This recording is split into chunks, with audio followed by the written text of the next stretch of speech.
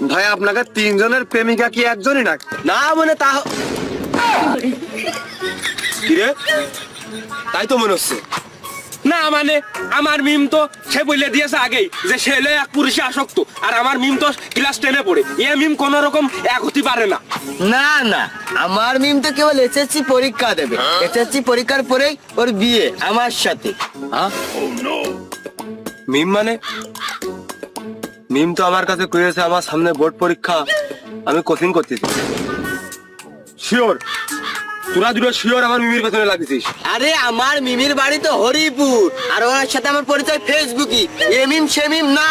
হয় আমারও মিমির তো বাটন ফোন, টাচ ফোন তো নেই। ওর মার ফোন দিয়ে আমার সাথে মাঝে মধ্যে কথা কয়, ও তো টাচ ফোন চালায় না। তাহলে এ মিম তো সে মিম হতেই পারে না। হ্যাঁ মিমির বাড়ি হরিপুর, আমার মিমির বাড়িও তো হরিপুর। এই তোর মিমির বাড়ি কোনে? আরে আমার মিমির বাড়ি তো ওই তালতলা হলিপুর।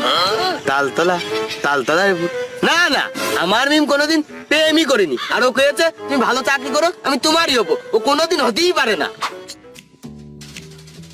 আমার মিম তো আমার কইলো তুমি আমার জীবনের প্রথম পুরুষ, দ্বিতীয় কোনো পুরুষ আমার এই জীবন সেও দেখতে পারবে না, আমার শরীর স্পর্শও করতে পারবে না।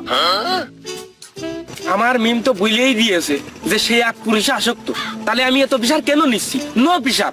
আর এক গ্রামে 3টে মিম থাকতেই পারে না থা ঠিক, একই গ্রামে 3টে মিম তো থাকতেই পারে, কিন্তু একই পাড়ায় 3টে মিম, 3টে মিমই ট্রেনে পড়ে, 3টে মিমই একদিক দিয়ে যায়।